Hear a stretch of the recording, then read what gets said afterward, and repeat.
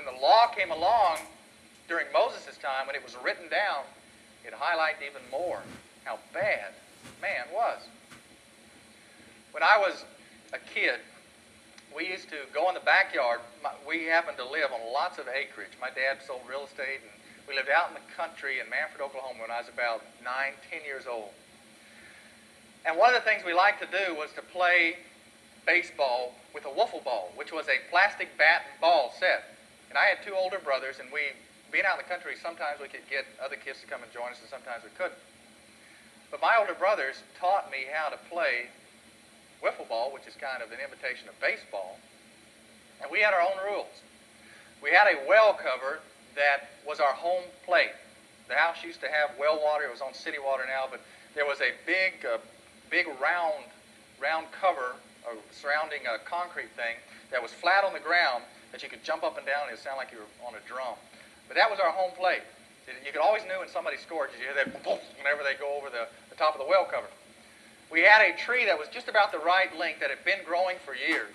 That was first base. Then on third base, my mom had tried to plant a tree. She planted it just in a perfect position for third base. But we kept sliding into it and over it, and we'd run by it and grab it, and pull limbs off and pull it halfway out of the ground trying to stay at third. And second base, we didn't have anything, so we'd throw down a shirt. We even tried to train our dog Moses to just sit in one spot where we could use him as second base. But we kind of made up the rules as we went along. And part of what we did, because we didn't have a lot of people to play all the bases, if you caught the ball on a grounder and somebody was running to first and somebody was at first, you could just throw it and they'd catch it and tag it just like normal baseball. But if you didn't have anybody there, you could grab it and just hit the tree. If you hit the base before they got there, they're out. We even made the rules a little bit more defined. If you caught the ball, a grounder, and you just hit the person, if you could hit them and beam them, it didn't matter where you hit them, they were out on the spot. Now, I went from there to playing organized baseball. And I found out in organized baseball, you can't bean a guy between the bases and it'd be called out. He may be knocked out, but you cannot hit him, and officially he's not out anymore, out because of that.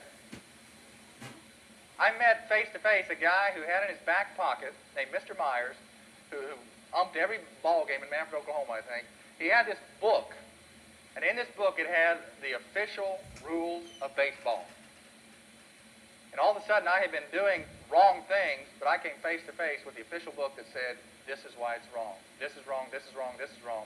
And although I didn't understand it, even though I was doing wrong before, all of a sudden I was confronted with the official version of the things that I had been doing wrong and how I needed to change my conduct. The law came. The law amplified what man was already doing in rebellion to God, but by God's grace, God clarified it so that we would understand it on a higher level and begin to understand we needed to deal with that issue.